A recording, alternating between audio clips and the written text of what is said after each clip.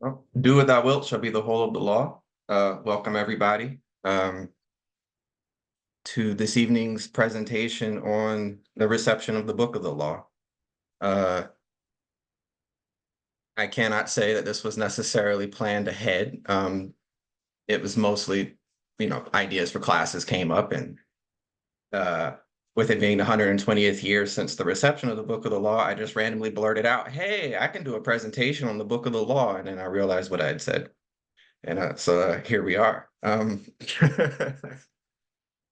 So looking at the screen here, what you're looking at there on the right is a image of the first cover of the book. As you'll see as we go along here, this text is even for Crowley, it was a bit like holding a hot potato. A lot of uncertainty and changes with it as time passed, and I think it'd be surprising to see that how this text was looked at by him in his life is a bit different than how we might think of it today, being this far out from when this book was received. So let's see here. So what I wanted to open with, if I can there we go.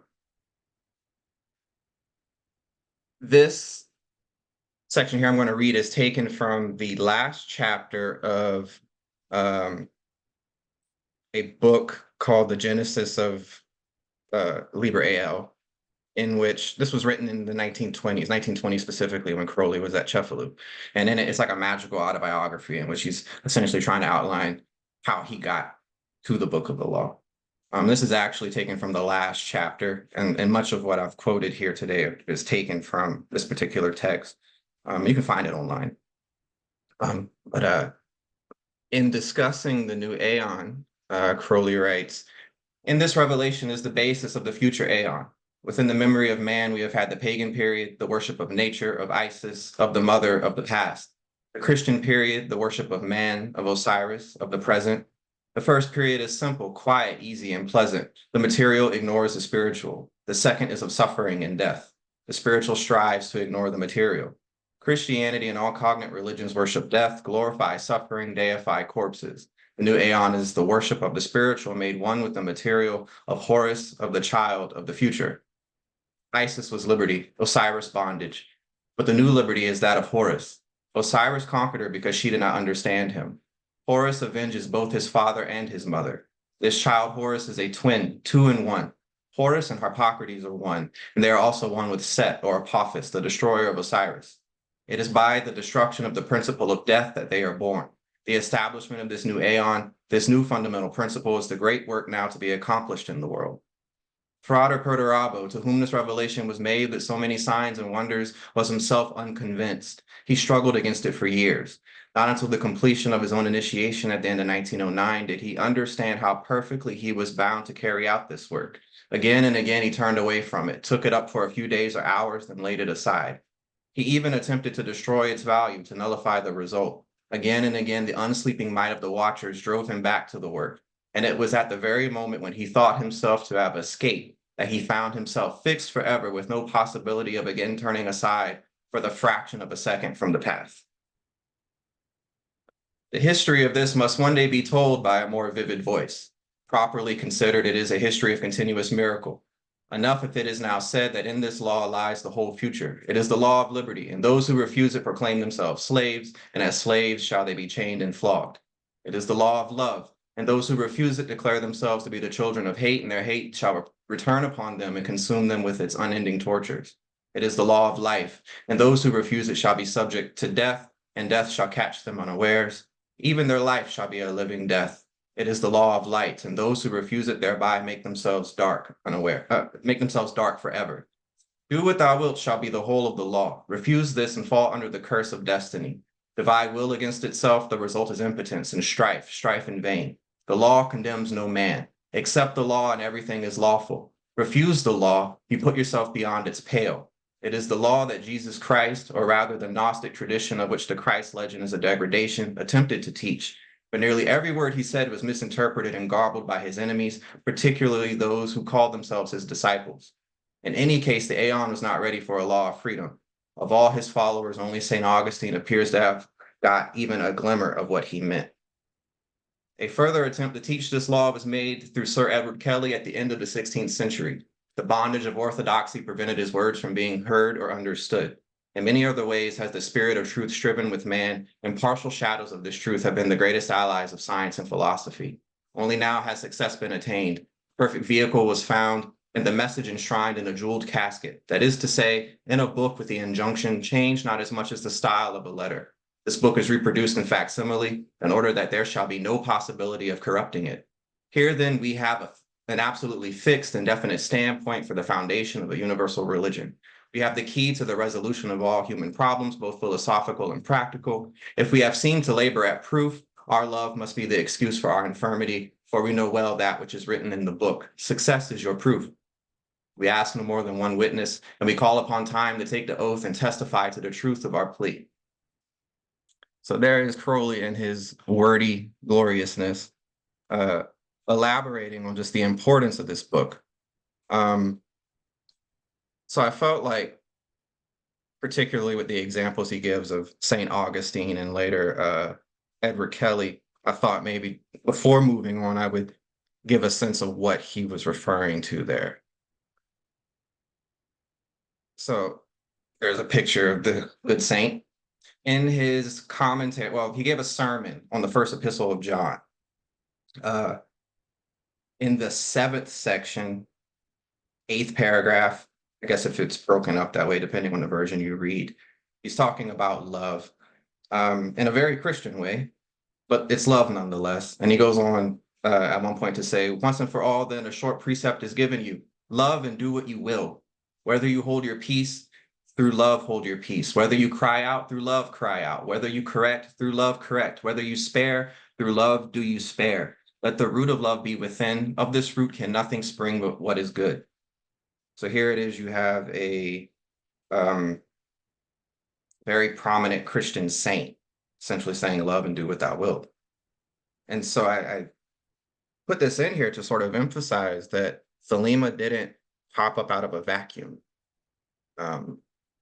And that in this evolutionary unfolding that we're undergoing, these lessons were actually always there. It was just a matter, if you look at it in this way, it was just a matter of humanity getting to the place where they could actually perceive it and understand it.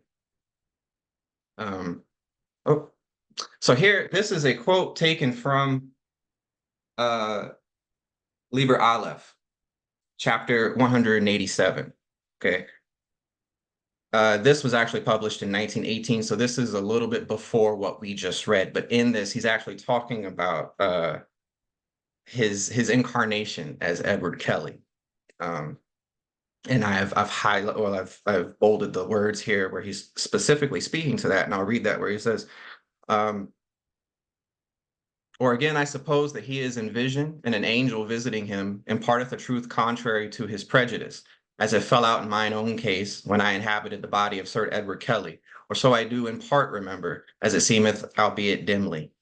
This, nevertheless, is sure that an angel did declare unto Kelly the very axiomata of our law of Thelema in good measure and plainly.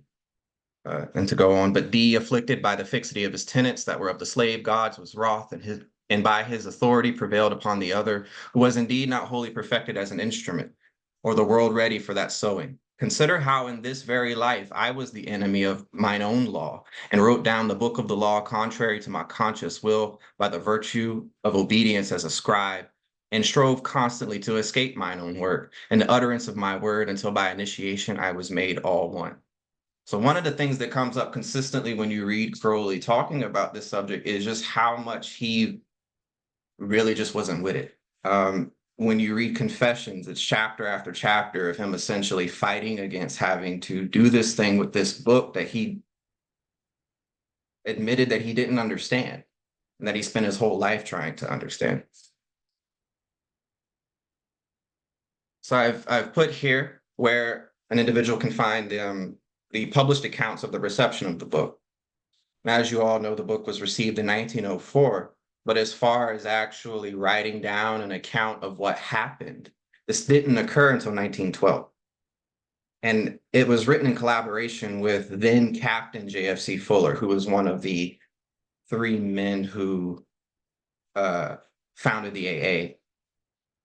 And Crowley's rationale for that was the idea that if someone else told the story, people would be more likely to listen than if he told the story himself. It's kind of like, if you have a friend that approaches you about something and says, "Hey, you need to check this out," you'd be more likely to consider it than if an individual associated with the thing was trying to get your attention. And so Genesis Libri AL, which is it later became the Equinox of the Gods, as far as the text we have today. It was written in 1920. And so it was some 16 years after the reception of the Book of the Law that Crowley himself actually put pen to paper to write down what happened. And so what you'll find as we get through this presentation, I take excerpts from both because with the first example, JFC Fuller really just had Crowley's diary entries from that time with, him giving some commentary. Whereas in the second example there, what was written in 1920, Crowley fleshes out some of those details a bit more. But I do think it's interesting that it is, nearly 2 decades after what happened. And so like I explained, Genesis Libri AL eventually became what was later published as the Equinox of the Gods. And it was put in as part 4 of Liber ABA, or book 4. I might not be able to get into it today, just because there's so much to go over. But the writing of book 4 was very similar to the events around the reception of the Book of the Law.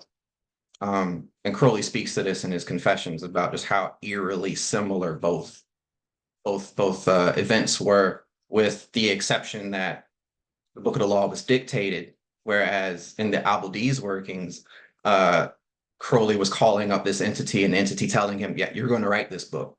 And it was from that working that Crowley ended up in Cefalù and really started working on the book in earnest, specifically part 3. It seems like part 3 of book 4 was really what gave him a run for his money. But he felt like the injunction that he was to write a commentary on the Book of the Law would be fulfilled by part 4 of book 4. And so book 4 and the Book of the Law do have this strange relationship where they were both, in a sense, conceived in a lot of the same way. And in a certain sense, and Crowley does say this, that book 4 kind of gives you the practical tools. And I say that, though, and most people read it and they draw a blank because it can be a very dense book. But I just say that to say that Crowley felt like there was a relationship between these two books.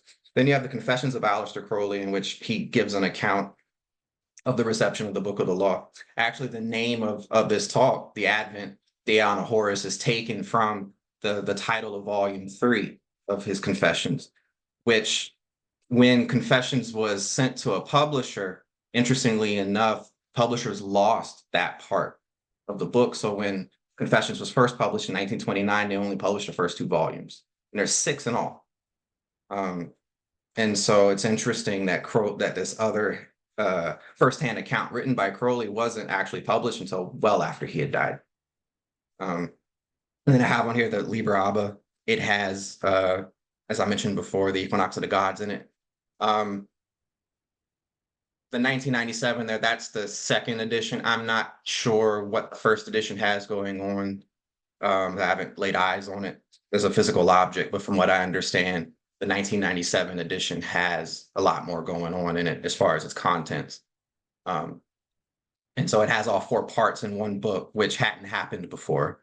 And then it also contains an unabridged version of chapter 49, which is the chapter in Confessions where Crowley's talking about what happened.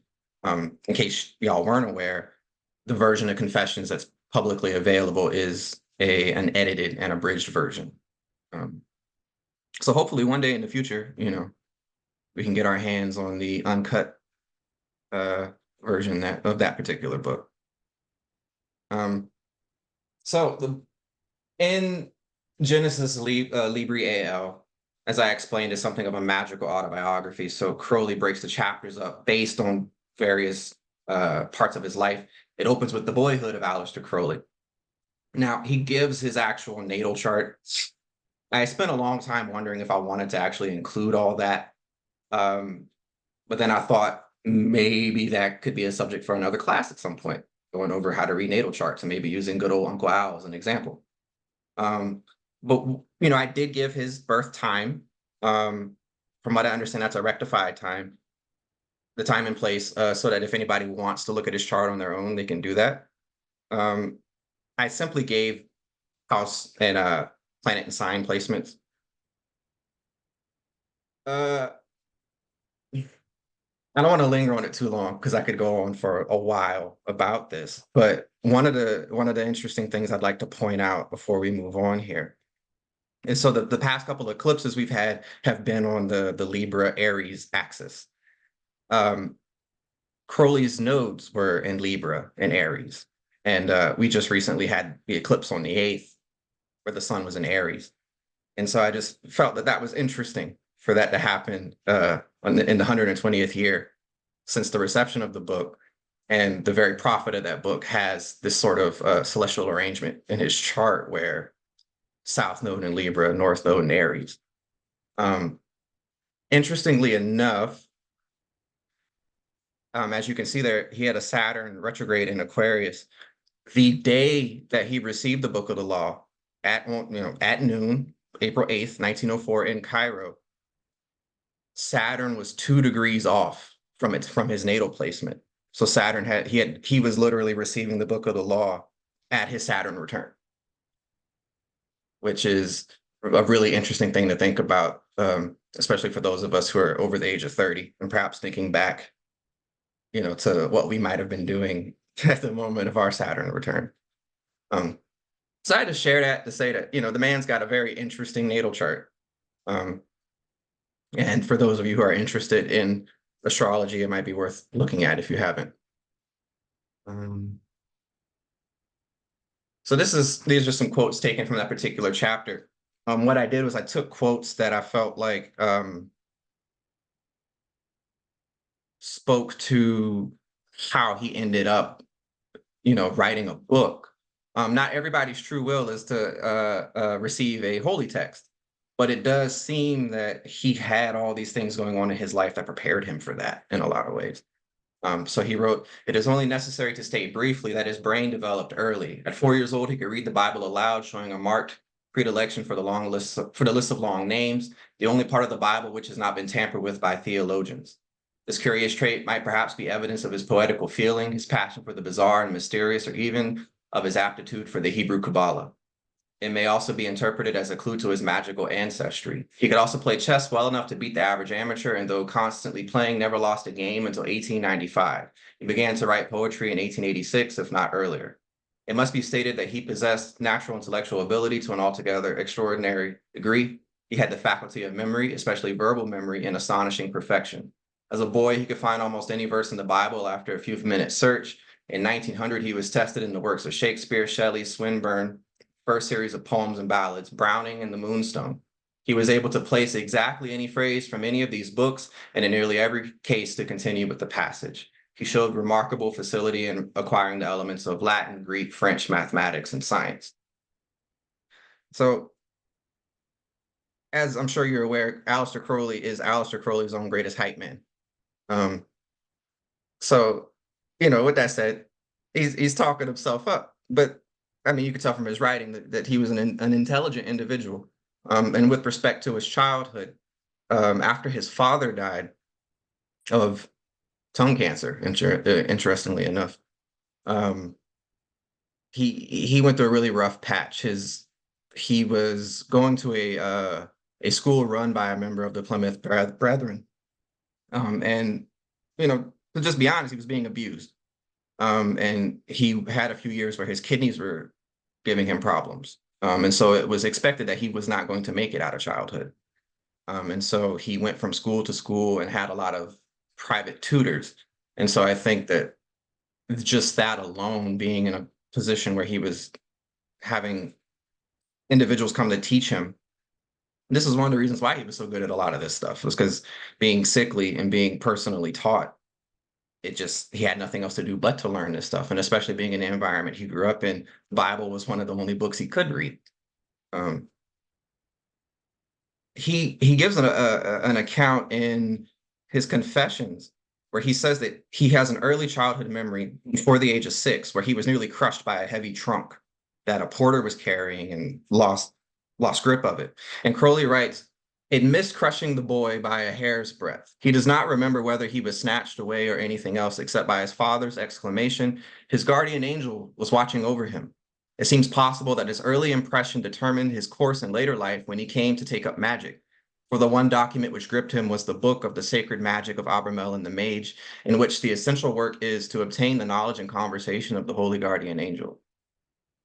So what he's saying here is that he feels like the impetus for that attainment was put in him as a child. And this gets interesting, especially as we follow his trajectory.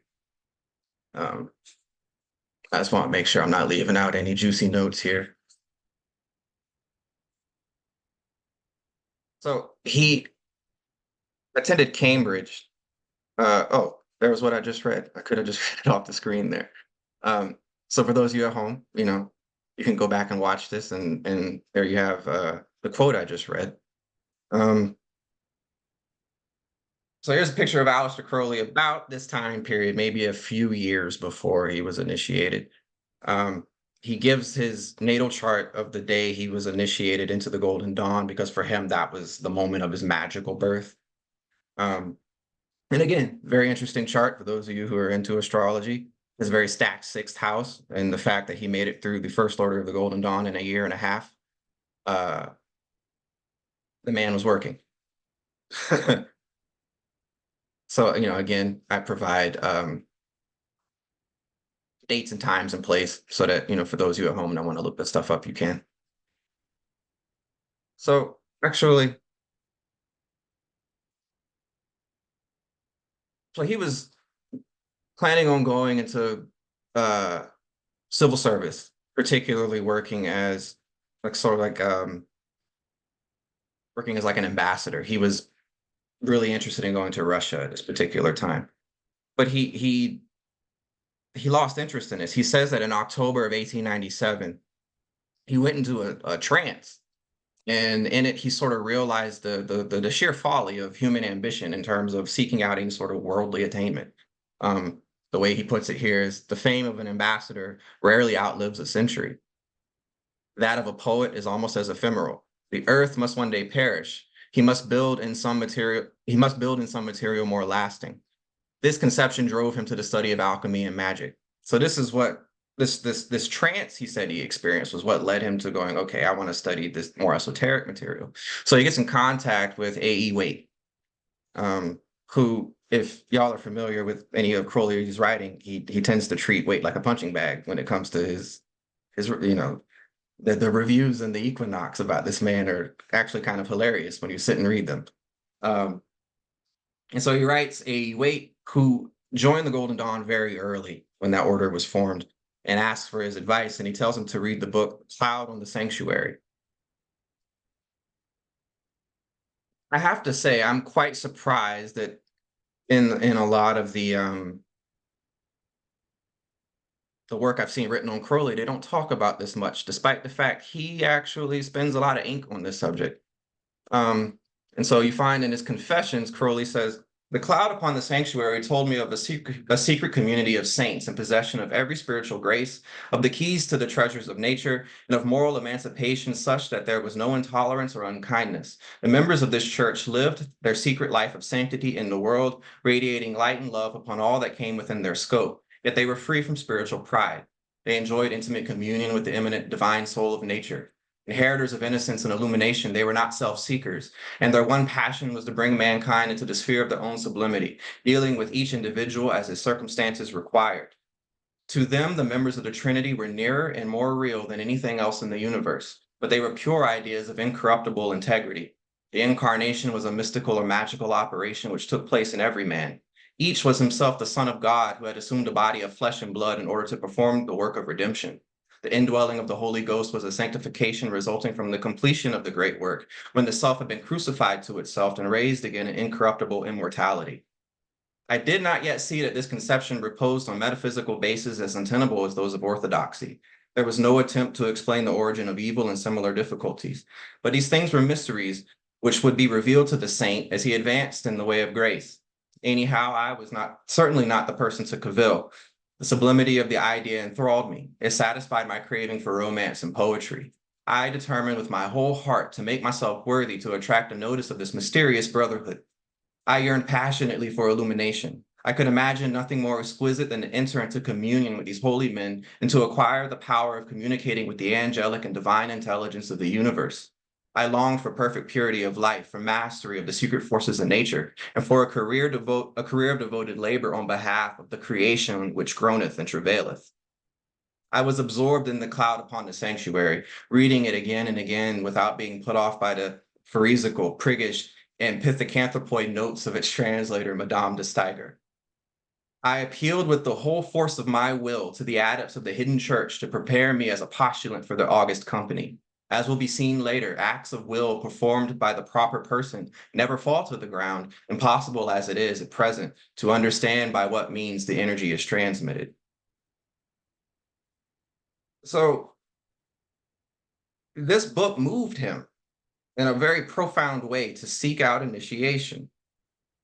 And I just find this so fascinating, considering it seems as though many biographers tend to sort of emphasize the more devious sort of, sides of Crowley in terms of, his darker sense of humor and things like that. Like this is pretty, highfalutin stuff in comparison to, what was available in terms of magical attainment at the time. Let me see here. So if any of you have actually read an account of the AA, you have read a redacted version of The Cloud Upon the Sanctuary. It's very redacted. An account of AA is probably 2 or 3 pages at best. The full book, written by Karl von Eckartshausen, is, I would say, it's composed of 4 or 5 letters. It's probably 40 or 50 pages long. So Crowley took a lot out before actually turning it into an AA text. But I just thought I would very quickly just talk about this man, Karl von Eckartshausen, because he was such an interesting person. So he lived a short life. He died when he was 50, and he actually published, or Cloud Upon the Sanctuary was published the year before he died in 1802. He was an illegitimate child, which living in Bavaria during that time was a big deal. And so he was prone to fits of melancholy, but it was said that he would go into these visionary states. As he got older, it was said that he had contact with an angel who would speak to him with the voice of a young woman. He was known for, he was a devout Catholic, but he had a lot of interest in Jewish and Christian Kabbalah, and his particular work, if you will, in that regard was associated with the science of numbers. And so you find a lot of references to the tree of life and the 10 Sephiroth in his writing. Interestingly enough, and this is one of the last things I'll say about him before moving on, aside from pointing out that a lot of the stuff we find in like something like the Golden Dawn tradition, this man was involved with in his own time, long before, that sort of structure came along. But he went to Ingolstadt University in, what is it? Let's see, I got this written down here, in 1770. And he attended that school from 1770 to 1774. For those of my more perceptive listeners, Ingolstadt University was where Adam Weishaupt taught canon law. He was the founder of the Order of the Illuminati. He actually took that position while Eckartshausen was attending that school. Eckartshausen did indeed join the Order of the Illuminati later on, but ended up leaving it after he got a sense of what some of their doctrines were. And he actually played a hand in their downfall. He got a job as an archivist for the Prince Elector at the time, Karl Theodore, excuse me. And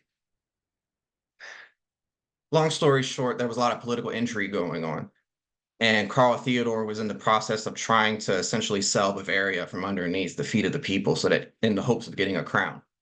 And there was some stealing of documents that was going on that members of the Illuminati were said to be in on. And Eckartshausen, working as his archivist, noticed that some documents were missing, went to the Prince Elector and said, this is the Illuminati's doing. And so it was actually later that year when this was in 1784. It was actually later that year that all secret orders were banned in Bavaria, and the Illuminati actually had to close up shop. So I just say all that to say that he was a very interesting man, and for his work to have influenced Aleister Crowley, I think there's a lot more there to unpack, considering everything this man was involved with during his lifetime.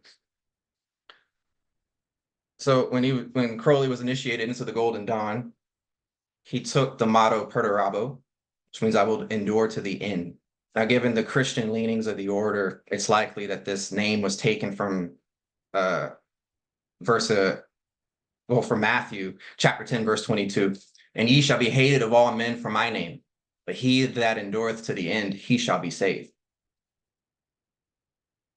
You know, from a magical standpoint, mottos are interesting. And I just say that if that's the motto he got at the moment of his magical birth and seeing the kind of life that he lived, where he was pretty reviled by different individuals during his own lifetime, you know, I guess maybe that was part of the package deal, you know, as far as him seeking initiation. But for those of you who are interested in how all that played out, Crowley gives the story of that in Equinox, Volume 1, Number 3, and then also in chapters 20 and 21 of his Confessions. And he says that I took the order with absolute seriousness. I was not even put off by the fact that the ceremony is taking place at Mark Mason's hall. I remember asking Baker, who was the guy who got him into the order, whether people often died during the ceremony. I had no idea it was a flat formality and that the members were for the most part muddled middle-class mediocrities.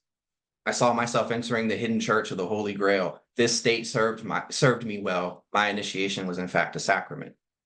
He took this stuff seriously, very seriously. And you can see this, especially as his magical career progresses, where these different Golden Dawn themes appear around the Cairo working, specifically with the reception of the Book of the Law, but even later, if you look at his visions in the Vision and the Voice, some of the entities he interacts with symbolically represent floor officers from his that he would have experienced during his neophyte initiation into the Golden Dawn. So before moving on here, well, I guess this is tied to the next slide. Let me see here. Okay, yeah. So as I'm sure y'all are aware, Crowley moved into a flat with that Alan Bennett eventually moved in with him and was teaching him magic and so on and so forth. Well, before Crowley moved into that flat, Crowley makes it clear that he got it, or he rented the flat specifically so he could do the Abramelin operation. This is before he was initiated into the Golden Dawn. And it was George Cecil Jones who told him, hey, you might want to wait until after you're initiated. And so I just bring this up here because he wasn't even in the Golden Dawn yet. And his whole purpose of getting the flat that he was living in was so that he could do the Abramelin operation. So he was trying to attain knowledge and conversation even before he joined the Golden Dawn. And so I just say that because, you know, he got the flat for that purpose. George Cecil Jones talks him down. And then it was in the next year that Alan Bennett moves in with him. Now, Crowley would go on to use what became Liber Samec for his attainment. And in Liber Samec, it's using what's called the headless rite, taken from the PGM. It's likely that Crowley was exposed to this ritual through Alan Bennett, who used it in his invocation to Thoth that Crowley later put out as Liber Israfel. Okay, I'm pointing this out here because that same structure. So you have, you know, the actual headless rite taken from the PGM. It was being used as a general invocation. And it was also sort of used in this invocation to Thoth. It also pops up in the invocation to Horus used for receiving the Book of the Law. So this headless rite, or the bornless one, as the Golden Dawn members refer to it as, is an exceedingly important ritual here. It's probably the ritual that really kind of pushed all this stuff along. And so I just think it's interesting that he got the flat for the purposes of doing the Abramelin to be given by a roommate the very invocation that he would use in attaining knowledge and conversation later on. Um, so as I pointed out about the flat, he got the flat, was doing the magic there with Alan Bennett. Alan Bennett got sick. That's where I'm sure some of you have heard the story about them conjuring up a demon from the Goetia to get some money to help him out. Around this time in 1899, that's when Crowley actually purchases Boleskine House specifically for this operation because he's about it. He's trying to do this thing. And it was in January of 1900 that he was initiated into the Second Order. Unless the folks he was initiated into the Second Order by Mathers in Paris on January 16th, 1900. Unless the Second Order members of the temple in London did an initiation before that, Aleister Crowley would be the very first Second Order adept of the 20th century. And considering his stature in 20th century magic, I think this is very fascinating. So to get this going along here, because I don't want to like hang out too long with some of these subjects, it's after this that he travels to Mexico. And this is around the time that the Golden Dawn's falling apart. He's working on the Z2 documents. Those are like the Second Order documents. And a lot of what became a lot of basic AA stuff really was being formulated at this point. So he claims in his confessions that he was given permission to initiate people. And so he's started an order in Mexico called the Order of the Lamp of Invisible Light. And a lot of what was going on with that order was very proto-AA stuff. You see that stuff pop up later. But he says that in making that order, he received the vision of the Holy Guardian Angel and also the four great princes, which are in the Abramelin ritual. After you attain knowledge and conversation, you conjure these princes and get them essentially to do your bidding. And so he says he renewed the oath of his operation. And this is important here, where he says the whole of his magical career is best interpreted as the performance of this operation. One must not suppose that initiation is a formality. Observing the unities, like being made a Mason. All life pertains to the process, and it pervades the whole personality. The official recognition of the attainment is merely a token of what has taken place. Probably seeing a pattern here that I'm hammering away. His whole thing magically was this particular attainment, despite how he's been characterized, particularly with some of his other interests. Really attaining knowledge and conversation was all he was ultimately after. In this particular chapter of him talking about how he got to the Book of the Law, he goes on to say that once he returned to Scotland in 1903, which is when he gets married, he begins to notice that the operation he started but didn't finish is having effects on his house. But he's now figured out that he can do this stuff internally, that he doesn't need an external temple. And this is interesting in that this is a sort of, I guess you could say, progression in terms of how this attainment occurs. And as I'm sure some of you are aware, when you do Liber Samic, you do it in your astral body. You're sitting still in asana. And so you can see where Crowley was working on this sort of thing for a long time. But he does go on to say that, he gives the sort of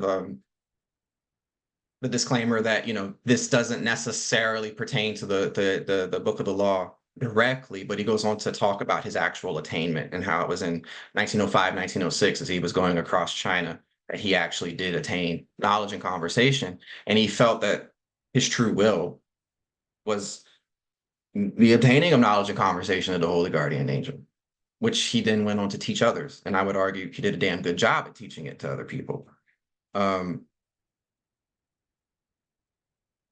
This, as I pointed out before, was something that was put in his head from the time he was a small child, making reference to the event where he was nearly crushed by a heavy trunk. So yeah, sort of moving on, or kind of moving back in time.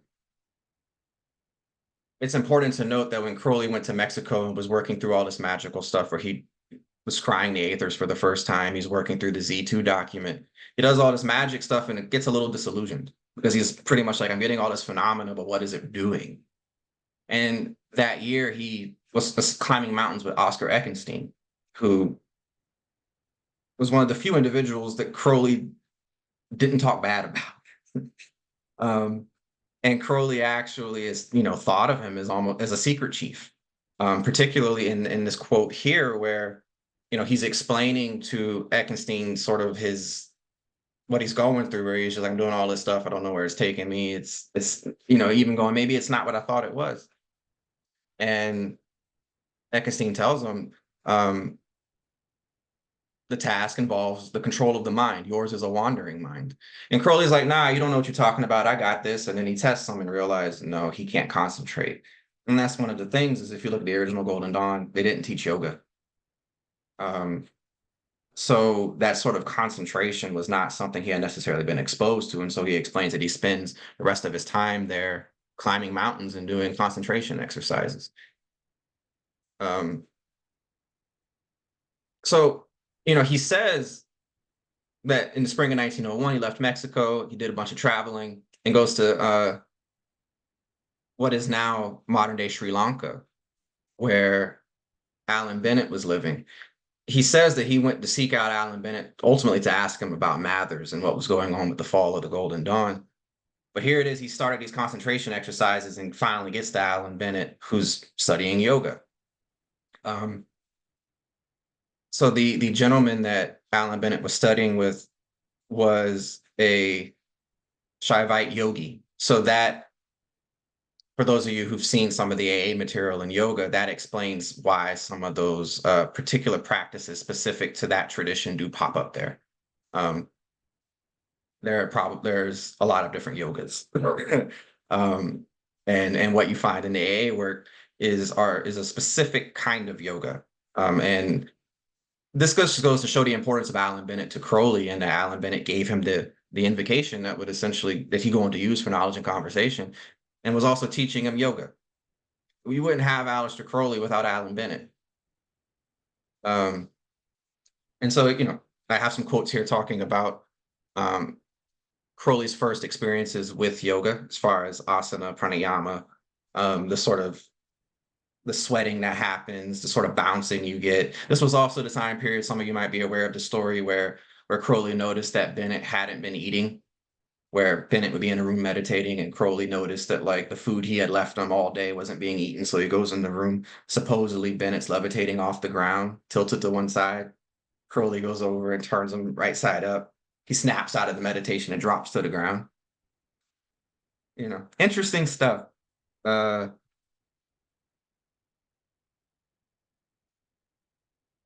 Yeah, this is Crowley might be the original trust fund kid who goes to India and learns yoga. So I just think that's funny in that Alan Bennett he eventually went back to England and took Buddhism with him. And then, Crowley goes back and takes these yoga practices with him. But this was at a time when this was not a normal thing. And so I think, you fast forward to, say, the baby boomer generation in the 60s and 70s, when you have a bunch of kids going to India seeking out gurus and stuff. Crowley and Bennett were among some of the first to do that. So we've now gotten to the point where now we can actually talk about the Book of the Law, okay? So Crowley writes that all of these experiences he had up until this point was preparing him for that. He points out that, at the period of writing, it is evident for what purpose our student was led to this state. And he's talking about this sort of he's not doing magic, he's not doing yoga, he's pretty much being a man of the world, essentially. It was not to the magician, not to the mystic. It was to a militant member of the rationalistic press association that the great revelation was to be made. It was necessary to prove to him that there was an actual truth, a sanctuary, that there was in sober earnest a body of adepts. It matters nothing whether these adepts are incarnated or discarnated, human or divine. The only point at issue is that there should be conscious beings in possession of the deepest secrets of nature, pledging to the uplifting of humanity, filled with truth, wisdom, and understanding. It is practical to prove the existence of individuals whose knowledge and power, although not complete, for the nature of knowledge and power is such that they can never be complete, since the ideas themselves contain imperfections, are yet enormously greater than aught known to the rest of humanity. It was of such a body that our student had heard in the cloud upon the sanctuary. Admission to its adita had been the guiding hope of his life. His early attainments had tended rather to shake his belief in the existence of such an organization. He had not yet reckoned up the events of his life. He had not yet divined the direction and the set purpose informing their apparently vagrant course. It might have been by chance that whenever he had been confronted with any difficulty, the right person had instantly come forward to solve it, whether in the valleys of Switzerland, the mountains of Mexico, or the jungles of the East. At this period of his life, he would have scouted the idea as fantastic. He had yet to learn that the story of Balaam and his prophetic ass might be literally true. For the great message that came to him came not through the mouth of any person with any pretensions to any knowledge of this or any other sort, but through an empty-headed woman of society. I did actually make quotes where he speaks very well of his former wife, by the way. Um, he can be quite disparaging at times, but he's making the point here that he was completely skeptical to the point of really not even being into some of this stuff. And then it's through his wife, who really had no connection to any of this stuff, who's telling him that, hey, you need to go do these things. And so he felt as though the secret chiefs or the AA were preparing him for being as skeptical as he was to receive the book of the law, which is a very interesting thing to think about. One might assume that you would want to be pretty motivated about this sort of thing, but I think it also sort of underscores the reality of it, that this book would be received by somebody who literally, as they're writing it, is going, what in the hell is going on right now? Yeah, so this goes on. So we shall find that the AA subtly prepared Frada Perdurabo by over 2 years training in rationalism and indifferentism for their message. And we shall find that so well did they do their work that he refused the message for 5 years more, in spite of the many strange proofs of its truth. We shall find that Frada Perdurabo had to be stripped naked of himself before he could effectively deliver the message. The battle was between all that mighty will of his and the voice of a brother who spoke once and entered again into his silence. And it was not Frada Perdurabo who had the victory. We left Frada Perdurabo in the autumn of 1901, having made considerable progress in yoga. He achieved dhyana, by the way, which he said that he actually witnessed a golden dawn. That was like the language he used. We noted that in 1902, he did little or nothing in magic or mysticism. The interpretation of the occult phenomena which he had observed occupied him exclusively, and his mind was more and more attracted to materialism. So this is his diary going into when he was told, hey, you got some gods looking for you.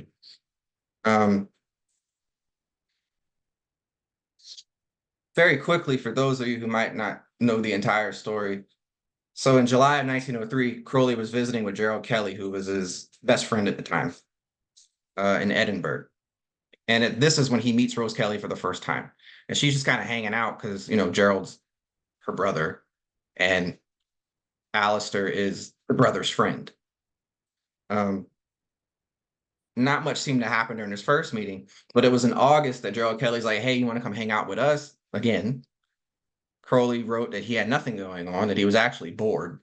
So he packs a bag and goes to stay with them again. And this is when Rose kind of opens up on the exact date is the 11th of August, 1903. She opens up that she's in this sort of arranged marriage situation. And it's really messy. You can read the details and confessions if you would like. So Crowley's listening to the situation she's in where she's just like, yeah, I don't want to get married to this guy. And Crowley's like, I know how I'll get you out of that marriage. Marry me.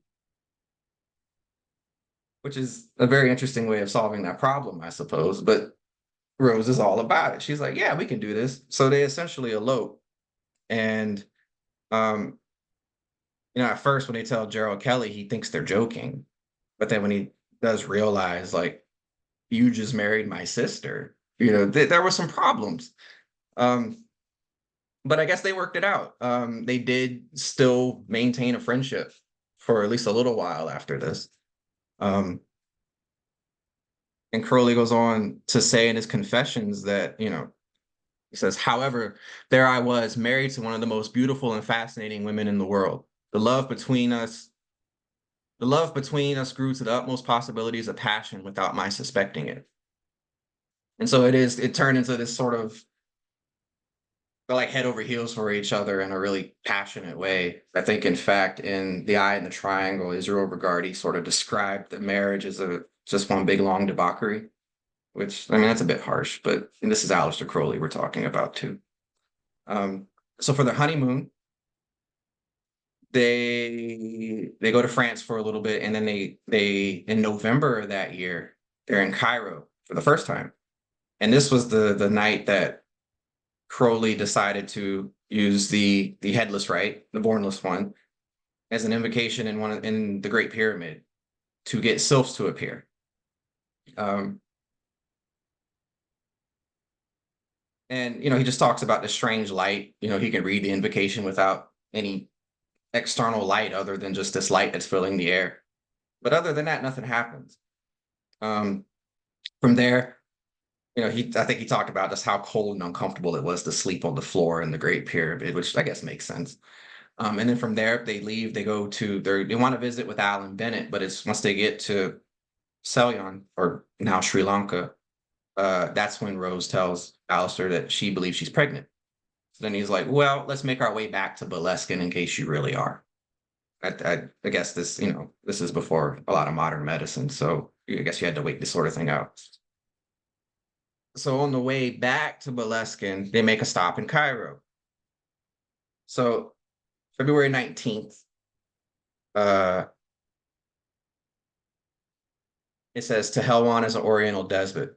So Crowley would dress up as a Sufi and go out and pretend to be Muslim to try to like mix in with the locals and get a sense of what they were doing. I think in this sense he was inspired by Sir Richard Burton, who he did mention was a inspiration of his.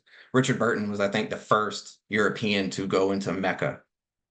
He dressed up as a Muslim, and I guess being out in the Arabian sun, you get a good tan. So, um, but this is not the first time Crowley's done this sort of thing, and it's not the last either. On the next day, he says he's playing golf, and then there's almost a month of nothing in his diary. He is completely absorbed in just being a husband and doing things just people do. Um,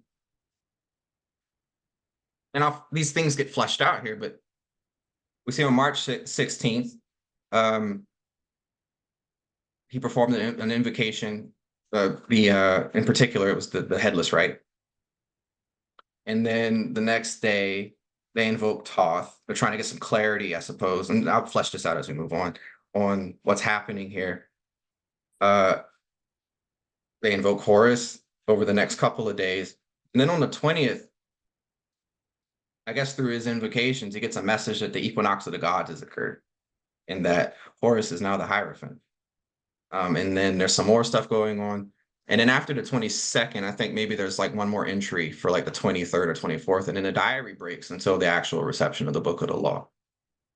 This is taken from JFC Fuller's account that was published in 1912.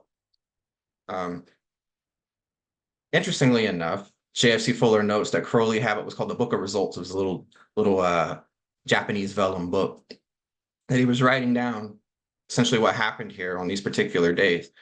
And so this gives a little bit more detail. Forgive me. It was on the 16th that the invocation for the bornless one was used for the sylphs, not in the pyramid. The same invocation was used. I just wanted to clear that up there. I'm sure at some point someone will comment and say, I missed that. So on the 16th, he performs the bornless one. And rather than seeing sylphs, she's saying they're waiting for you. And then this is sort of like the over the next few days trying to figure out who she's talking about. The Mercury, Jupiter, and Venus, in his diary, he was using the planetary glyphs to designate the days of the week. So that's what that means there. So on the 17th, which was a Thursday, he gets the message. It's all about the child, also all Osiris. And then they invoke Thoth because they're trying to get some clarity on what's going on here. And then that's when by Friday he finds out that the god waiting on him is Horus, who is apparently offended and ought to invoke. And this is also when the invocation for Horus is revealed in a very skeletonic way. I mean, we'll get into that a bit more as we go on. Interestingly enough, as I pointed out, there's so many years in between these accounts of what happened here that in the JFC Fuller account, it's written that for the 18th, it says it was probably on this day that Porto cross-examined Uarda about Horus. Uarda being the magical name for Rose Kelly here. However, in Crowley's account, written 16 years later, we find the cross-examination must have taken place between March 20th, 23rd. So here we have some time discrepancies here. I put this in here not to say, oh, something wrong with this situation here, but to impress upon all my listeners the importance of keeping an accurate magical diary. Because you might actually be somebody who people want to study one day, and it won't be 120 years after the fact that you're trying to decipher very, very skinny records here. So for Saturday the 19th, they write out the ritual and invocation. On Sunday the 20th, like that's when doing these invocations that Crowley finds out that the equinox of the gods has come, that Horus has taken the throne of the East, and all rituals, etc., are being abrogated. There's a footnote here where they tell folks to look at the equinox ritual of the Golden Dawn to try to really flesh out what this means here, as far as all rituals being abrogated or etc. being abrogated. I think that gets overlooked, particularly by folks who might just not know much about the Golden Dawn. But I emphasize this here to show that despite his criticisms of the people he might have met in that order, the actual initiation, the rituals, the symbols were deeply ingrained in him. And even in this new dispensation, he's interpreting what's happening through this lens. And so I just say that to say that I think it's definitely worthwhile trying to understand that when making sense of what happened. And he puts here, I am to formulate a new link of an order with the solar force. And then it's on the 21st on a Monday that the sun actually entered Aries. Okay. So Crowley kind of fleshes this out a little bit. Like I said, so this will be 8 years after what we just went over. All right. While at Cefalù, Crowley's writing down what happened. And so he goes through these days and kind of fleshes it out a little bit. I've already went over a lot of this here. Like I said, on the 17th, they invoke Thoth to try to get some clarity. On the 18th, he says Thoth evidently got clear through to her, for she discovers that Horus is addressing me through her and identifies him by a method utterly excluding chance or coincidence and involving knowledge which only I possessed, some of it arbitrary, so that she or her informant must have been able to read my mind as well as if I had spoken it. Then she, challenged to point out his image, passes by many such to fix on the one in the stele.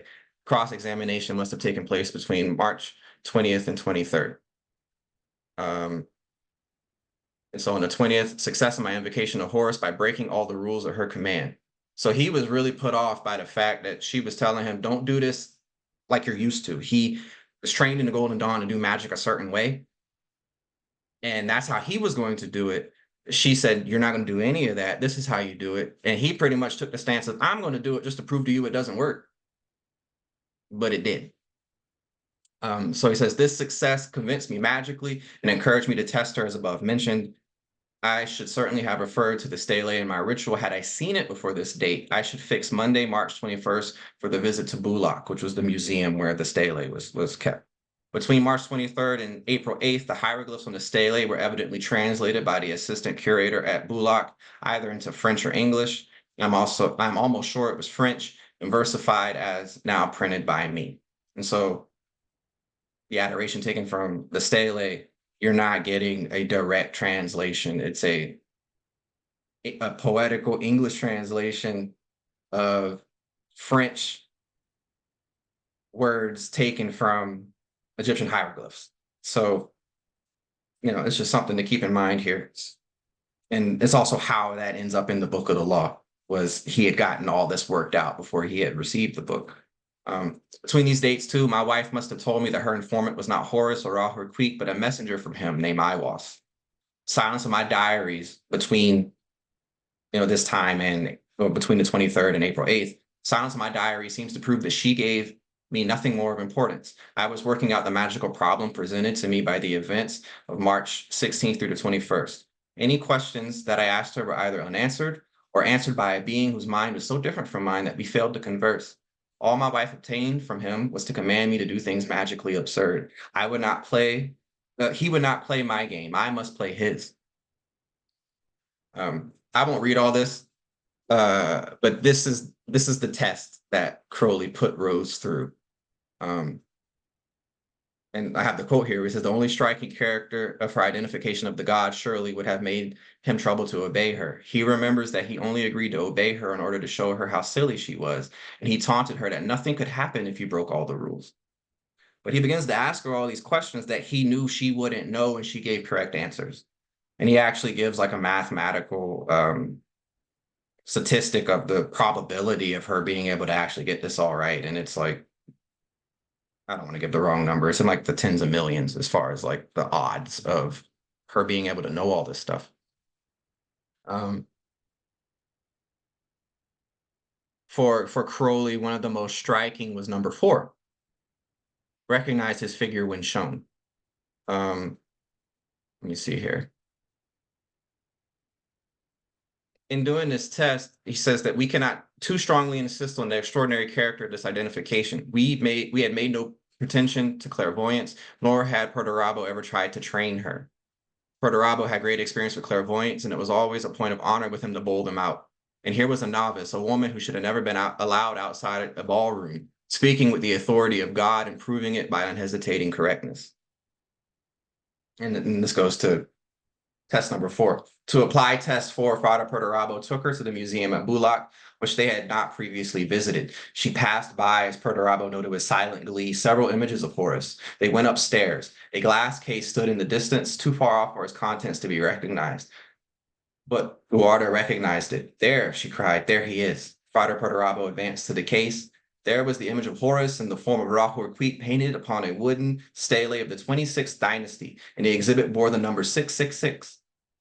666 had been taken by Frada Perdurabo as the number of his own name, the beast, long years before in his childhood. There could be no physical causal connection here, and coincidence sufficient to explain this one isolated fact becomes inadequate in view of the other evidence. And after that, it was 5 years before Frada Perdurabo was forced to obedience. I left a D off there. Here's an image of the original stele. I'm sure all of you have seen it. And what's interesting is it's not like steles are not uncommon. They're quite common in as far as Egyptian artifacts are concerned. So it's really is, the sorts of coincidences, if you want to call it, with it being numbered 666 and things like that, that really got Crowley's attention. So very quickly, as I said, when in the invocation to Horus, Crowley was advised essentially to not follow any of the rules that he had been given about how to do magic prior to that. And so Rose gives him the directions that is to be performed before a window open to the east or north without incense. The room to be filled with jewels, but only diamonds to be worn. A sword unconsecrated, 44 pearl beads to be told. Stand, bright daylight at 12:30 noon, locked doors, white robes, bare feet, be very loud. And this was on a Saturday. And as you can see here where it says preliminary banish, lesser banishing ritual, the pentagram, blessing banisher ritual, the hexagram, flaming sword, abracadabra, invoke. This is all going through that very formulaic process that he had been taught to do in magic. And he says, these are Perdurabo's ideas for the rituals. Guarda replied, omit. And then she gave him the directions to use the sign of Apophis and Typhon. With respect to this invocation, if I am correct, every time the word abracadabra was said, it would make the sign. So I'm trying to see here. So you can kind of see how Crowley's feeling real weird about this in his confession. So as he's invoking Horus, he opens it with unprepared and uninvoking thee. He's saying, I'm not prepared. I don't have consecrated items here. Uh, we hadn't banished anything. We hadn't, they just go straight into the invocation. He confesses humbly before thee my neglect and scorn of thee, because he was told that he had offended Horus in some way. So he goes on about what he ought to do. The line, if you about, I don't know, what's that, a third of the way down? With unwashen hands, therefore I come unto thee, and I lament my wandering from thee, but thou knowest. So he's talking there, like, he's like, no purification's been done. And these are all things that to his mind are like almost magical blasphemy. Like these things ought to be done. And so uh, I won't point it all out. But there are some verses in here that if you're familiar with Golden Dawn initiation, he's making references to these sorts of things. He says to Horus, my trust is in thee. Shall I be confounded? This ritual of art, this 40 and fourfold invocation, this sacrifice of blood. Oh, I gotta move my window here. These I do not comprehend. He's going, I don't know why I'm doing this, but I'm doing it. He made a remark that there was, I guess, apparently like a bowl of bull's blood present, which I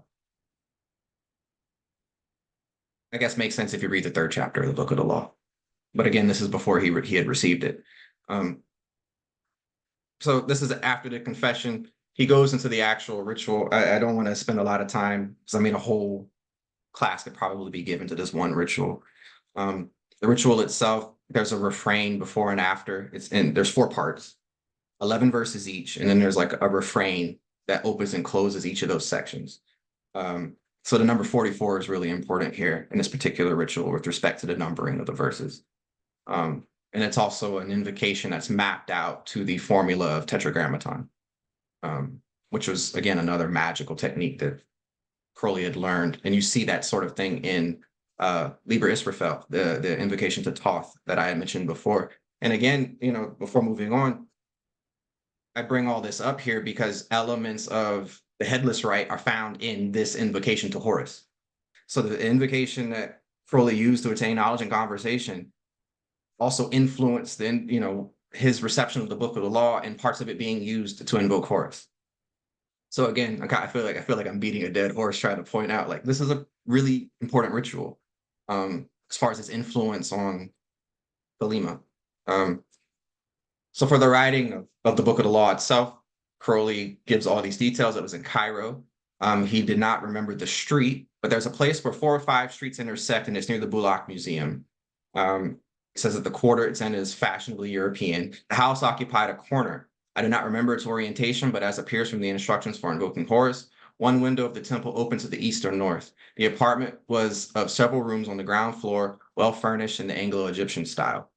The room was a drawing room cleared of fragile obstacles, but not otherwise prepared to serve as a temple. It had double doors opening onto the corridor to the north and a door to the east leading to another room, the dining room, I think. It had 2 windows opening to the place to the south and a writing table against the wall between them. So chapters 1, 2, and 3 were all written between noon and 1 p.m., between April 8th and April 10th. And as I pointed out, at noon, April 8th, 1904, Crowley is experiencing, the sun is in, Saturn is in Aquarius, 2 degrees off of its natal placement. So all this is happening during his Saturn return. The writing began exactly on the stroke of the hour and ended exactly an hour later. It was hurried through with no pauses of any kind. The 3 days were precisely similar, save that on the last day I became nervous lest I should fail to hear the voice of Aiwass. They may then be described together. I went into the temple a minute early so as to shut the door and sit down on the stroke of noon. On my table, or a pen, a swan fountain, and supplies of quarto typewriting paper 8 by 10. I never looked round the room at any time. That's very interesting. If I heard a voice coming over my shoulder, I'm gonna turn and look. But he says he never once did. The voice of Aiwass came apparently from over my left shoulder from the furthest corner of the room. It seemed to echo itself in my physical heart in a very strange manner, hard to describe. I have noticed a similar phenomenon when I have been waiting for a message fraught with great hope or dread. The voice was passionately poured as if Aiwass were alert about the time limit. I wrote 65 pages of this present essay at about my usual rate of composition in about 10 and a half hours, as against the 3 hours of the 65 pages of the Book of the Law. I was pushed hard to keep the pace. The manuscript shows it clearly enough. That's a lot of writing in a very short amount of time. Uh, and you can see it. I'm sure all of you have seen the handwritten version of the Book of the Law. It's, slanted sideways. It's that sort of cursive writing you got to squint at a little bit. And I mean, that's impressive for him. And again, I mean, he's being dictated to, but I don't know of too many people who could keep up like that and write for a whole hour with no stops, no breaks, and very few mistakes, and just you know writing down everything they're hearing. So as I pointed out before, when I was talking about Crowley's literary achievements and that things he had learned to do as a child, it's like everything he had done prepared him for this, to be able to actually sit down and write out this book at this time. The voice was of deep timbre, musical and expressive, its tone solemn, voluptuous, tender, fierce, or aught else as suited the moods of the message, not bass, perhaps a rich tenor or baritone. The English was free of either native or foreign accent, perfectly pure of local or caste mannerisms, thus startling and even uncanny at first hearing. I had a strong impression that the speaker was actually in the corner where he seemed to be, in a body of fine matter, transparent as a veil of gauze or a cloud of incense smoke. He seemed to be a tall, dark man in his 30s, well knit, active and strong, the face of a savage king, and eyes veiled lest their gaze should destroy what they saw. The dress was not Arab. It suggested Assyria or Persia, but very vaguely. I took little note of it, for to me at the time I was an angel such as I had often seen in visions. I feel like I missed the word there. I took little note of it, for to me at that time I was an angel such as I'd often seen in visions, a being purely astral. I feel like I left a word out there or something, but you get my point. He goes on. I didn't put it here just because I didn't want to open up a can of worms where he tries to describe who and what he thinks Iwas is and his placement in the AA and things like that. And so again, this is all taken from the 7th chapter of Genesis Libri AL. So you can go and read that for yourself. Yeah. So to be fair, Crowley gets this book and he does not know what to do with it. He's completely beside himself as far as like, what do I do? He does discuss it with a few people. He sent it to George Cecil Jones, who thought it was an interesting book. I remember reading the remark that he thought it was very similar to the Old Testament in terms of, I guess, the sorts of, I guess, the violent language. And I am aware that he sent a copy to Mathers, essentially saying that the secret chief had chosen him to proclaim their message, and he wasn't too pleased about that because it was not long after that their magical battle supposedly happened. Crowley didn't receive a response, but I think he said something to the effect of his hunting dogs ended up dying not long after that, and other strange accidents. So he began to feel like some magical conflict was going on. Without fleshing it all out, because we're actually getting to the close of everything I wanted to talk about with this today. Crowley's life was not very pleasant after this. He had the famous incident, the mountain climbing incident with the avalanche in the following year. That pretty much ended his climbing career. It was going into 1905, 1906 was when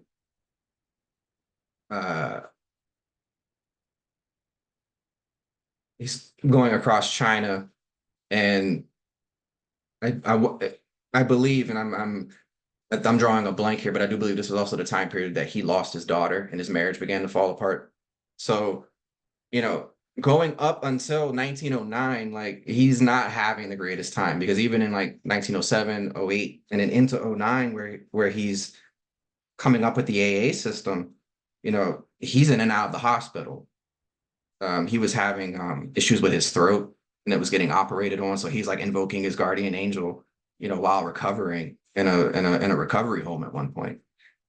So he's essentially getting knocked around after receiving this book. And I'll come back to this. So as I say here, Crowley avoided the book between 1904 and 1909. He actually lost the manuscript. He says in his confessions he wanted nothing to do with the book.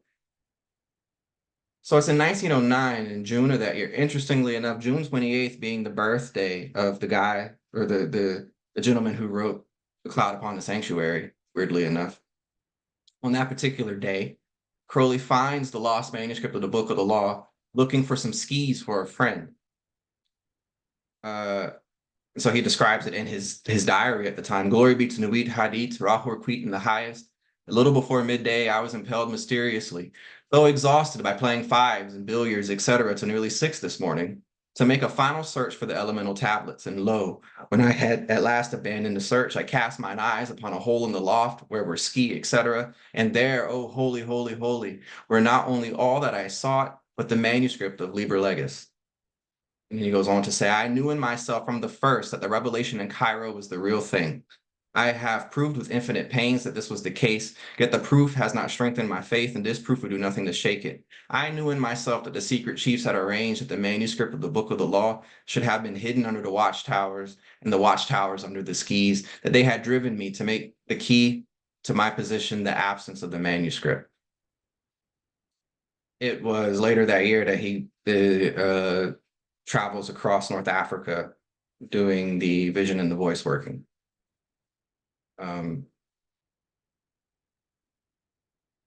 So I pretty much stopped, my commentary there, specifically more or less to point out that, there's a before and after the Book of the Law. Is everything before the Book of the Law was getting him there. And then once he got the Book of the Law, like any human being, really, I think, trying to confront the necessity of their true will, he struggled with it.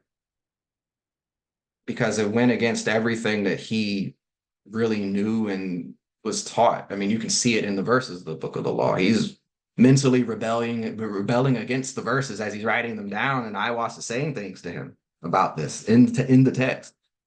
And his life fell apart, generally speaking, after all of this, because of his unwillingness to actually do something with it. And this isn't me saying this as an observation. He talks about this repeatedly throughout Confessions.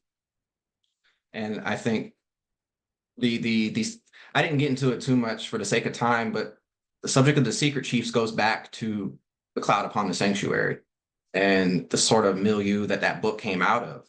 We see the first references to the secret chiefs in literature around the same time period that Eckartshausen wrote that book. And so I starting this, I talked about the influence of that text on Crowley to even seek out initiation. And so I now kind of put it to the listener to say that, well, perhaps that book was making a point, and Crowley really did get the attention that he sought after as a 22-year-old aspiring magician, but it didn't necessarily play out how he thought it would. And so I guess, there's me, putting in a little advertisement for the AA, if you will. So yeah, that is, let me see. So let me go back real quick. I just wanted to point out, these are the instances in which the Book of the Law was published during Crowley's lifetime. It is worth noting that there was not a lot of mass publication of this book at all. Perhaps the closest you would get to that is the Equinox, but even there was only like a limited number of those books printed at the time. Up until 1909, you see almost no reference to the Book of the Law in anything Crowley writes. And as far as the AA work was concerned, the Book of the Law wasn't, it was printed in 1909 and privately issued within the context of that initiatory scheme. So I believe it was at 2 = 9 grade was when that book would be handed to the aspirant for the first time. So it's not until 1913 that the book is even publicly available. And then again in 1938, leading Crowley to make this observation that, with the exception of the Tunis edition, which was only 11 copies, in the other instances in which the book was made publicly available, it all preceded some world war breaking out. And for Crowley, it was almost a confirmation of Horus's remark of being a god of war and vengeance, was that when the book was finally put out there for people to find, all of a sudden all these, warlike events start happening. When world wars are a big deal.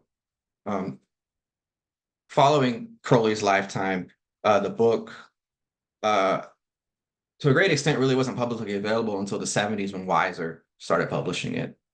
And so I put all this here and I really sort of emphasize Crowley's conflicts with this book because I think today there's a caricaturization of Crowley that the Book of the Law, Crowley, the AA, it was all like prepackaged and all kind of came out together. That Crowley got the book and was like, yeah, I'm a prophet. Everybody's going to listen to me now. No, this man struggled with this book his entire life. And you can even see, based on his publication history, that with respect to all of his other published work, especially his poetry, not many people were seeing the Book of the Law. And it was almost always certainly just initiates. And so we live in a time now where you can buy this book for, less than you can probably get a fast food meal off of the internet and read it for yourself. So yeah, we've come a long way as far as Thelema is concerned with the availability of this stuff. So yes, that is at almost an hour and a half. I went 30 minutes over what I was shooting for, but I've covered everything here. Does anybody have any questions, comments, criticisms? I'd be willing to speak to that. Yeah, I just wanted to, first of all, offer my thanks and happy, 123rd anniversary of the reception. I was recently reading Israel Regardie's introduction in The Laws for All, and I think Regardie is writing in the early 70s, and so 70 years after the reception, and of course the flesh of the whole revolution of the 60s is right there at the forefront of Regardie's experience. And he's just clearly amazed that this, I mean, if you think back to where the world was in 1904, and then fast forward to what is happening socially in the 60s,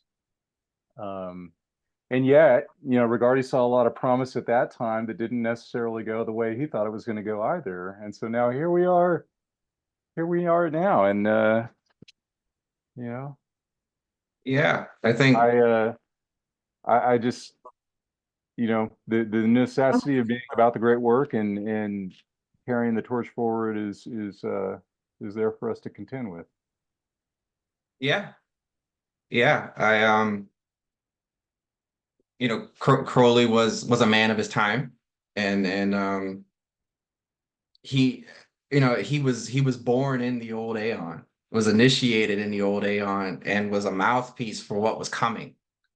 And so I think that with that said, there was probably only so much he could see and speak to from his lived position.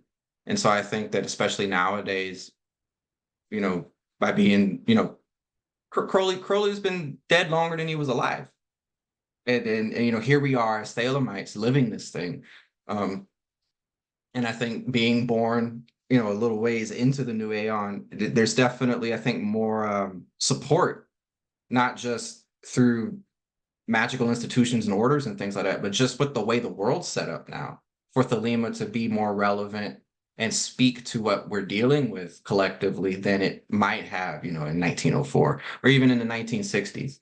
I think it was a slow buildup to where we are now, where it's almost becoming an utter necessity for human beings to come to know and to live their true will. Um, I think, not to try to, like, read into the mists of the future or anything, but I feel like collectively we're going to face problems that our ancestors didn't, that we aren't going to have precedent for. And the being able to navigate that is going to require making that super conscious connection to a source of knowledge that goes beyond what our limited waking personality can conceive of. And so I think that Thelema, and specifically working to attain knowledge and conversation of the Holy Guardian Angel, really is the next evolutionary step, in that it's going to be utterly necessary for us moving forward. Um, and so, yeah, I think, even something like this, like just being able to talk about this and sort of, get this information out, I think helps. I'd like to hope that, especially, you never know who sees things on the internet. Someone might see this and it inspire them to take up the great work and, attain knowledge and conversation, to know their true will and to be able to serve others through knowing their true will. So yeah. Thank you for sharing that. Like, yeah.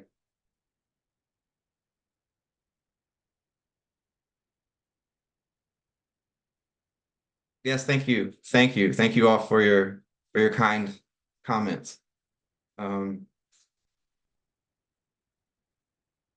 yes, this was, like I was saying at the beginning, this was a presentation that I inadvertently talked myself into. And as I was putting it together, I was just like, oh my gosh, how do I do this? This is such a vast subject. Um, but um, but yeah, I'm glad it came together really well, and that y'all have found this presentation to be informative. And I really hope it gives y'all a lot of food for thought, and maybe a deeper interest in the book of the law itself. Um, I know that for its own reasons, it's not talked about a lot, but you know, I like to hope that this opens the door for more and more people to consider the book and to really kind of look at it and what it's trying to say.